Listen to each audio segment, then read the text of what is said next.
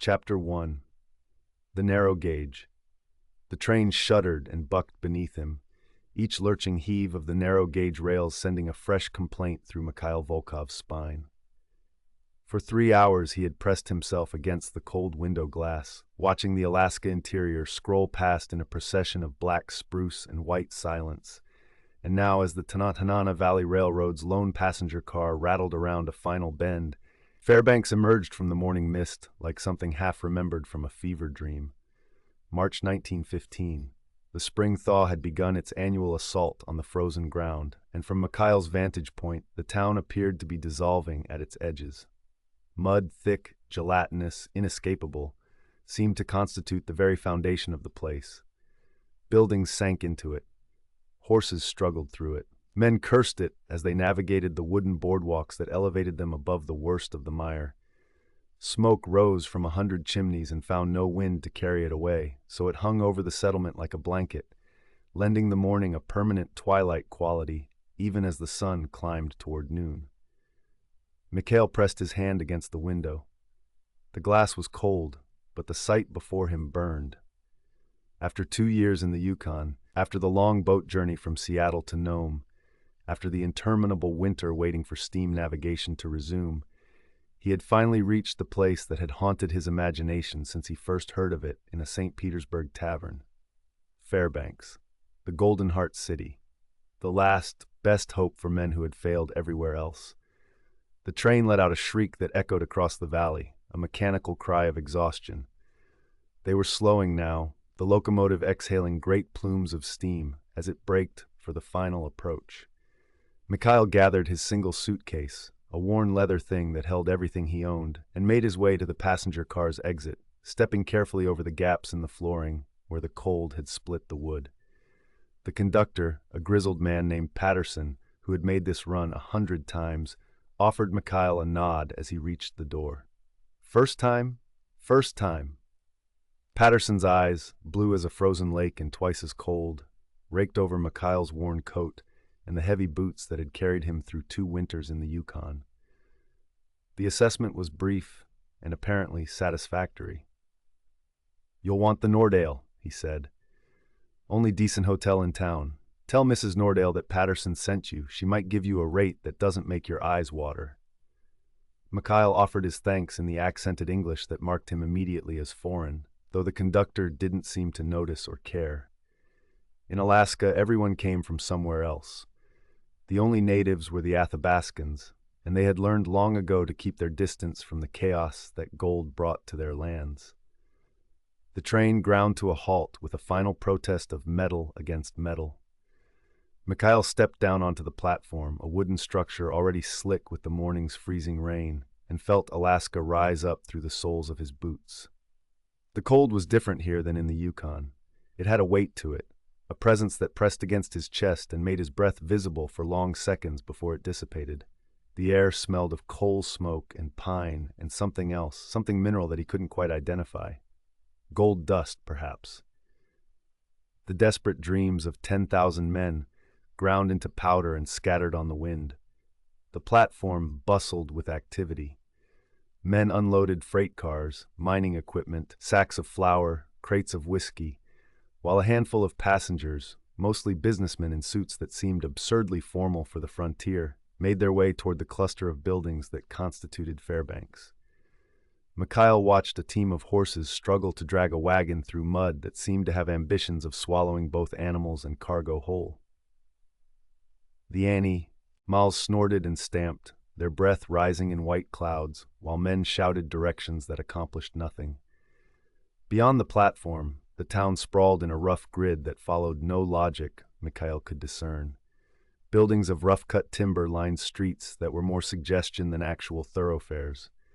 Some structures rose 2 or even 3 stories, ambitious attempts at permanence that spoke to optimism or stubbornness or both.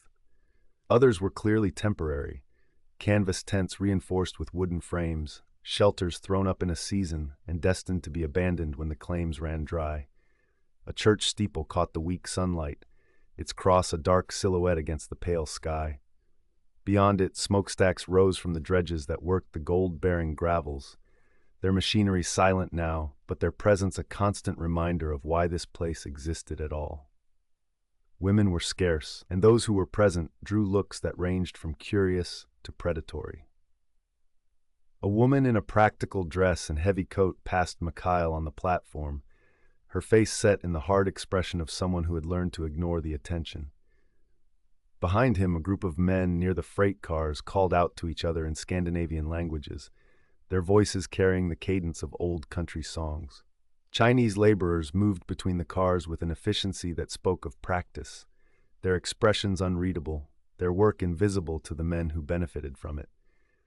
Mikhail kept his eyes forward and his hand on his suitcase. There would be time to observe the social dynamics later. For now, he needed shelter. The walk from the train station to the Nordal Hotel took 15 minutes, and by the time Mikhail reached its front steps, his boots were caked in mud and his coat had absorbed enough moisture to weigh twice what it should. The boardwalks were an improvement over the raw ground, but they were crowded with men who had nowhere else to go. Men who stood in clusters smoking and spitting and watching the new arrivals with expressions that ranged from indifference to calculation. The Nordale rose 3 stories above the street, a wooden building painted white with green trim, its facade marked by a wide porch and a sign that proclaimed its name in gold letters that had seen better days. It was, by frontier standards, a palace. Through the windows, Mikhail could see a lobby with actual furniture, sofas and chairs and tables with lamps, and a front desk behind which stood a woman of middle years, her dark hair pulled back in a severe bun, her eyes already taking his measure as he pushed through the front door. The warmth hit him first. A coal fire burned in a large stove near the center of the lobby, and the heat radiated outward in waves that made his frozen skin prickle. The smell came next. Coffee, tobacco, and something savory drifting from a kitchen somewhere in the back. And then the sound. Men's voices, raised in conversation and argument, the clink of glasses, the scrape of chairs against wooden floors. The Nordale was not merely a hotel. It was Fairbanks' center of gravity. Mikhail approached the front desk. The woman watched him come, her expression neutral, her posture erect. She had the look of someone who had seen every type of man the frontier could produce and had been surprised by exactly none of them. "Room for the night," Mikhail said. "Perhaps longer. Single or double?" "Single. I have no need for company." The woman's mouth twitched, the corner rising perhaps a millimeter. Most men say the opposite. The rooms in back are quieter.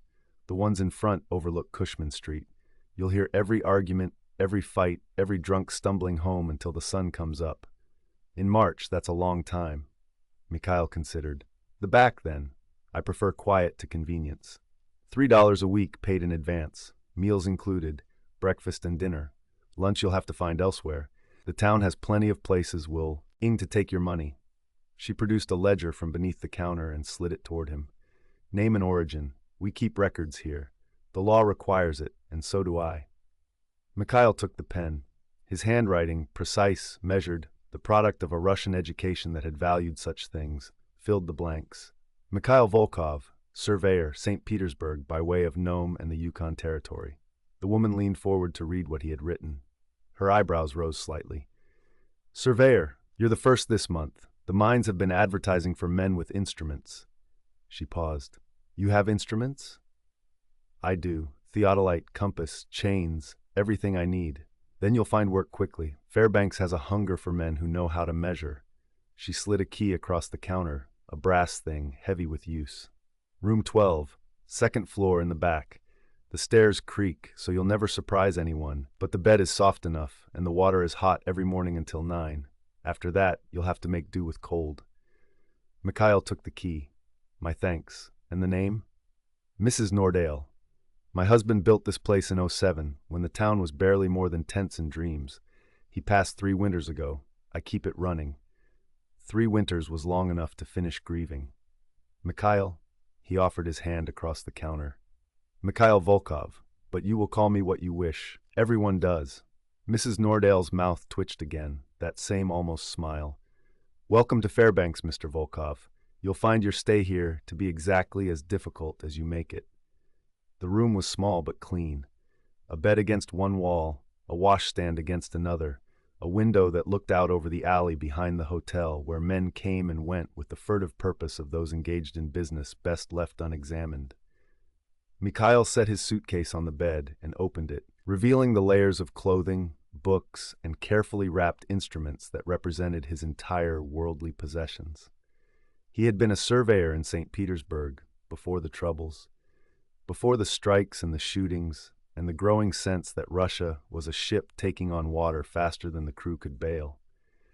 His father had been an engineer, a man of mathematics and precision, and Mikhail had inherited both the skill and the temperament. He knew how to measure land, how to read the stories that rocks told, how to find the hidden veins of mineral that ran beneath the surface like the arteries of the earth. When the first whispers of revolution had reached him in 1905, Mikhail had made a choice. He would leave. Not because he lacked conviction. He had opinions about the Romanovs that would have made him unpopular in certain circles, but because he lacked faith in the alternatives. The revolutionaries spoke of justice and equality, but Mikhail had seen their methods: bombs in crowded streets, assassinations in public squares.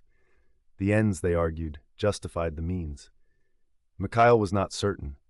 He was not certain of anything except that he did not wish to die for a cause he did not fully understand. So he had gone east, not west. The Atlantic led to America, but the Pacific led to opportunity. He had heard of Alaska, the gold rushes, the vast untapped wilderness, the desperate men and the desperate dreams. A surveyor could find work in such a place. A man who could read the land and find the gold that others had missed. Such a man would always eat, always have a roof, always have the respect of those who knew the value of his skills. 2 years in the Yukon had taught him the difference between theory and practice. The cold killed men who underestimated it. The wilderness swallowed those who entered without preparation. The gold was there. Mikhail had seen it, had helped extract it, but it was harder to reach than the stories claimed, and the price it demanded was higher than any man could pay in dollars and cents. Fairbanks was supposed to be different. The Tana, Navali held deposits that had barely been touched. The dredges were new, massive machines that could process gravel by the ton. And the railroad was a miracle, a narrow-gauge thread that tied this remote outpost to the coast and the world beyond.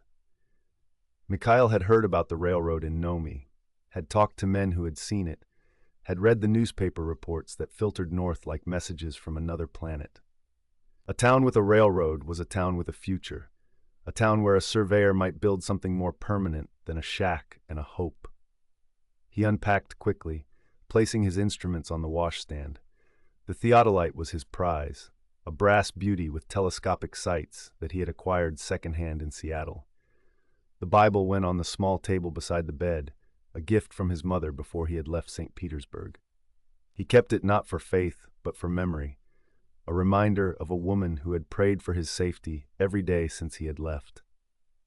The room grew warmer as the afternoon sun began to filter through the window. Mikhail lay back on the bed, feeling the mattress give beneath his weight, softer than the ground he had slept on for the past 2 years, harder than the bed he had left behind in St. Petersburg. Everything in his life was compromised now, a constant negotiation between what he wanted and what he could have. Fairbanks would be the same. He would find work, make connections, establish himself, and then what? The question haunted him, as it had haunted him since he first set foot on the ship in Vladivostok. What was he building toward? What was the goal? He had no family waiting for him, no fortune to return to. He was 32 years old, alone in the world, his parents dead, and his sister married to a man Mikhail despised, lost somewhere in the chaos of European politics. Katya. Her face at the station, the last time he saw her, 17 years old and already promised to a man twice her age. She had looked at him with those dark eyes they shared and said, "You're leaving, Mikhail. You have no right to tell me how to stay." He'd had no answer then. He had none now. He had chosen exile. The revolutionaries might have built something from the chaos. He would never know. He had taken the eastern path instead, chasing gold and distance, and the desperate hope that somewhere in this vast continent he might find a place where he could stop running. He had skills, but skills were not the same as purpose. He had intelligence, but intelligence was merely potential. He fell asleep without meaning to, the warmth and the exhaustion and the silence combining to pull him under. In his dreams, he heard the sound of a train whistle, echoing across an endless forest, and when he tried to follow it, the trees closed in around him until there was no path left at all. When he woke, the light through the window had changed, afternoon sliding toward evening, the shadows growing long across the floor. The sounds from below had shifted too, fewer voices, more distinct, as if the lobby had emptied of its daytime crowd and only the serious drinkers remained. Mikhail sat up, rubbing his face. He needed food. He needed information. He needed to learn the shape of this town and its people before he could begin to find his place among them. The Nordale's dinner would be a start, a chance to observe the social dynamics that Mrs. Nordale had hinted at, to identify the powerful and the powerless, to learn the names and reputations that would shape his opportunities. He made his way downstairs. The lobby had transformed in his absence. What had been a place of transit was now a place of gathering. Men sat at tables scattered throughout the space, eating from plates laden with food, roast beef, potatoes, bread, the kind of substantial fare that working men required. A bar occupied one corner, and here a smaller group clustered, trading whiskey and stories in equal measure. The smell was rich, now, food and smoke and the underlying scent of wet wool that seemed to permeate every frontier establishment. Mikhail found an empty table near the wall, a position that let him observe the room while keeping his own back protected. The seating was deliberate, a habit he had learned in the Yukon, where knowing who was behind you could mean the difference between a friendly greeting and a knife between the ribs. Within moments, a woman emerged from what he assumed was the kitchen, a young girl, really, no more than 16, carrying a plate that she set before him with practiced efficiency.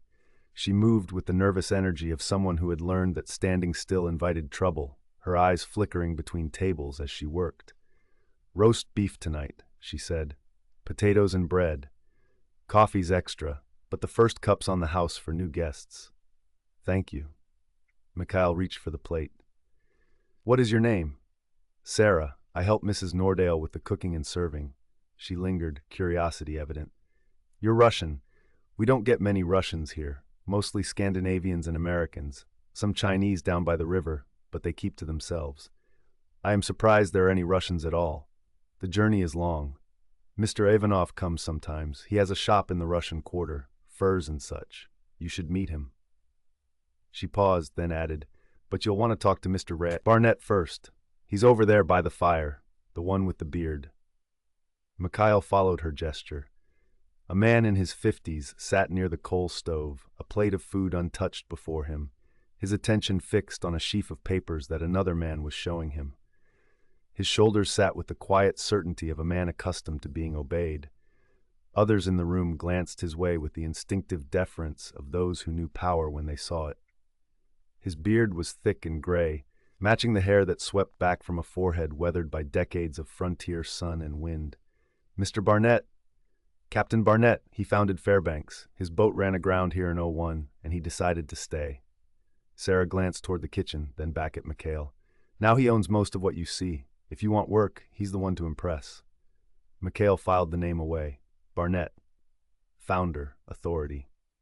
He had met men like this in every frontier town he had visited, men whose power came not from wealth alone, but from timing and position, and the simple fact of having been there first.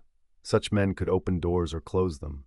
They could make a stranger welcome or ensure that he found no work, no shelter, no friends. It paid to know them, and it paid to be known by them. And the others? Mikhail gestured subtly toward the various clusters of men. "The hierarchy here, how does it work?" Sarah's eyes widened slightly. No one had probably asked her to explain the social order before. She was a servant, invisible to most of the men she served. But Mikhail had learned that invisible people saw more than anyone gave them credit for. The miners sit together, mostly. She nodded toward a boisterous group near the bar. "They come and go with the seasons. The company men, engineers and such, sit apart. They think they're better, and maybe they are, but they need the miners more than the miners need them. The businessmen have their own tables." She lowered her voice. And the men who own things, mines, claims, buildings, they sit near Mr. Barnett. That's how you know. And women, where do they fit? Women. Sarah's laugh was short and humorless. Women are either married or they're not. The married ones stay home mostly. The unmarried ones. She trailed off, leaving Mikhail to fill in the blanks. There aren't many. The ones who are here, they've made their choices, or choices have been made for them. Mikhail understood. The frontier was no place for the delicate. Women who came here either had a purpose or became one. The food was good, better than he had expected, honestly. The roast beef was tender, the potatoes properly prepared, the bread fresh enough to still be warm. Mikhail ate methodically, his attention divided between his plate and the room around him. He watched how the men interacted, the small gestures of respect and contempt, the way certain conversations drew listeners while others drove them away. He observed the class divisions. The men at the bar were different from the men at the tables, and both were different from the men who sat near Barnett and his companions. There were hierarchies here, invisible lines that had been drawn long before Mikhail arrived, and crossing them without understanding them would be a mistake. When he had finished eating, Mikhail ordered a cup of coffee, the first free one as promised, and sat with it, letting the warmth seep into his hands. The room had grown louder as more men arrived for the evening meal, and now the Nordale's lobby buzzed with conversation. Mikhail listened, picking out phrases and fragments, mining claims, new equipment, the progress of the dredges, the price of gold in Seattle. A man at the bar was telling an elaborate story about a claim he had made and lost, his voice rising and falling with the practiced rhythm of a performer. Near the door, two men spoke in urgent whispers about something Mikhail couldn't quite hear, their eyes darting around the room, their posture tense. And then the door opened and the room changed. The man who entered was not tall, but he carried himself with the absolute certainty of someone who had never doubted his place in the world. He wore a suit that was visibly better than anything else in the room, tailored, pressed, the kind of clothing that marked its owner as someone who did not work with his hands. His beard was neatly trimmed, his hair carefully arranged, and his eyes moved across the room with the practiced assessment of a man taking stock of his domain. Barnett stood.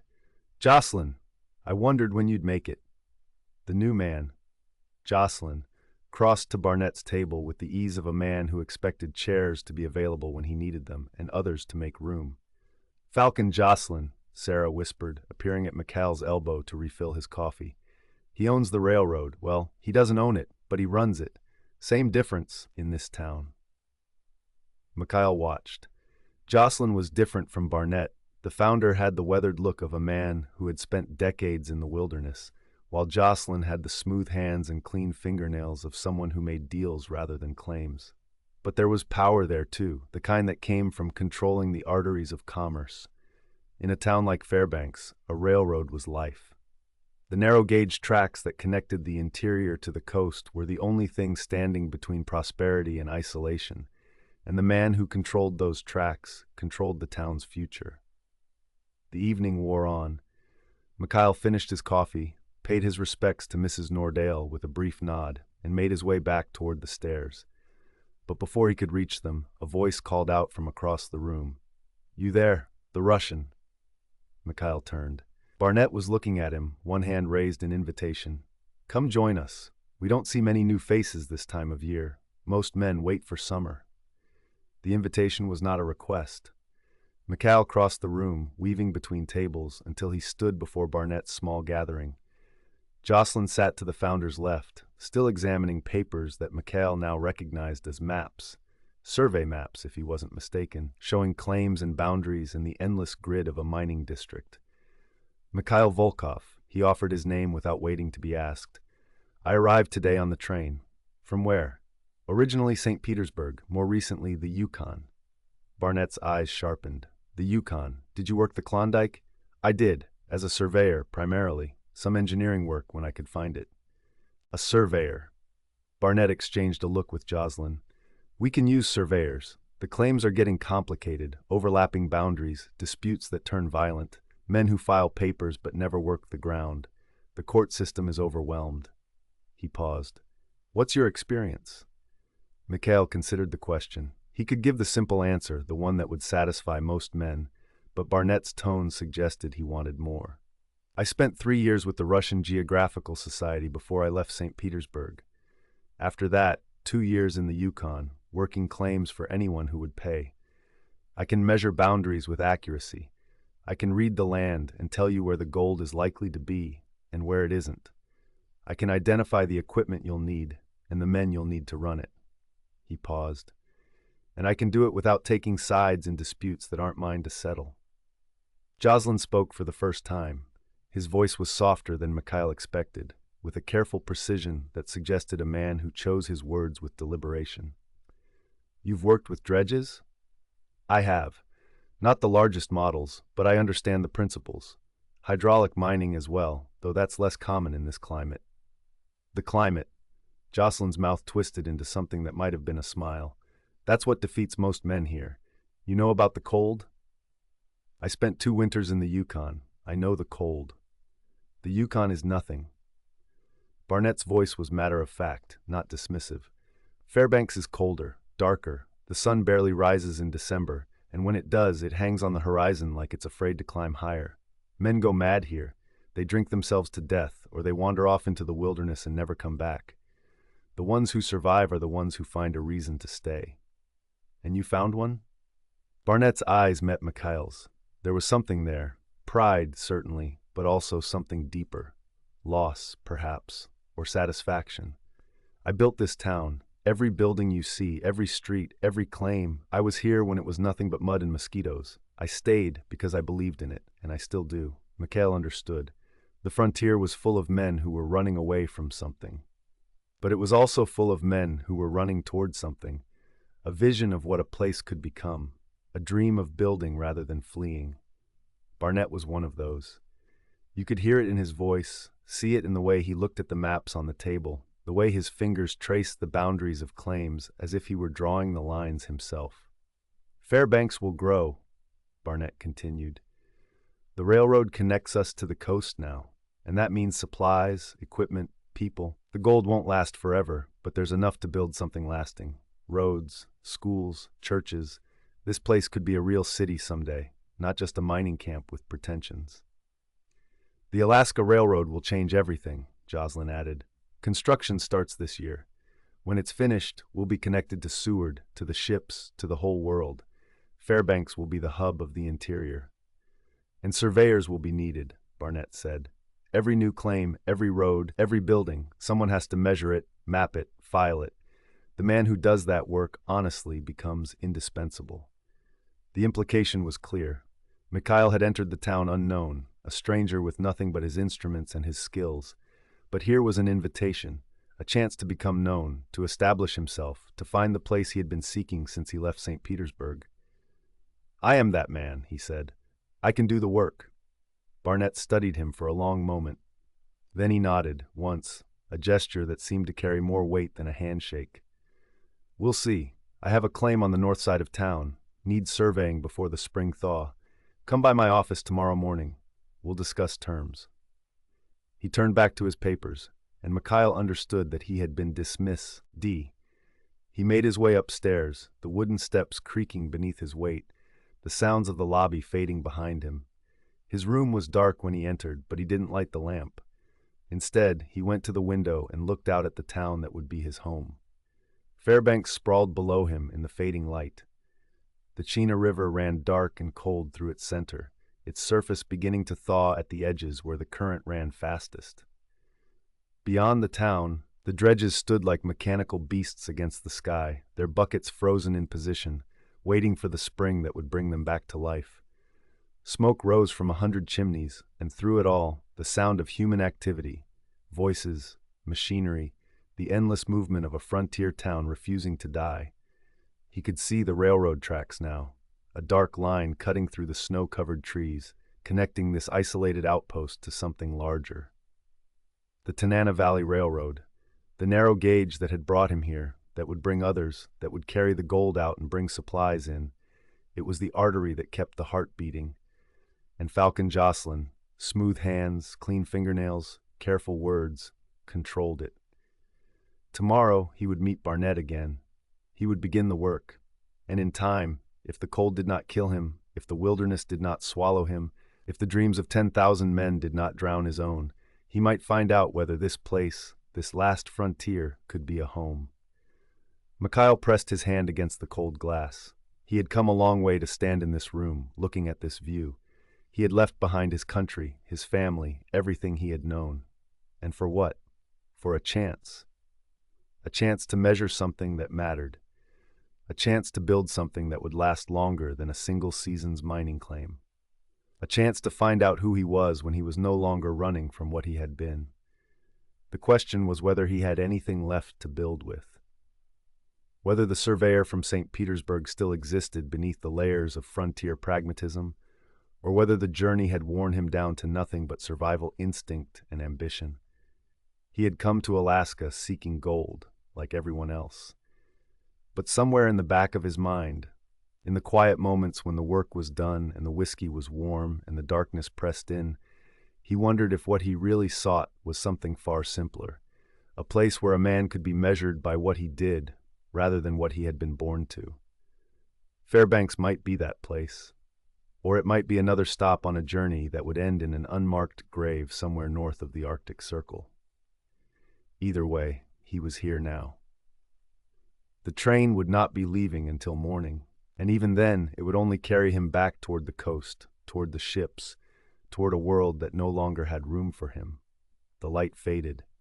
The town settled into its nocturnal rhythms, and Mikhail Volkov, surveyor, immigrant, man without a country, closed his eyes and listened to the silence of the interior, feeling it press against him like a question he had not yet learned how to answer. The cold crept through the window frame, finding the gaps between wood and glass, reminding him that Alaska was indifferent to his presence. The dredges stood motionless against the darkening sky, their iron arms frozen mid-reach, waiting. Tomorrow, he would begin to find out if the waiting was worth it.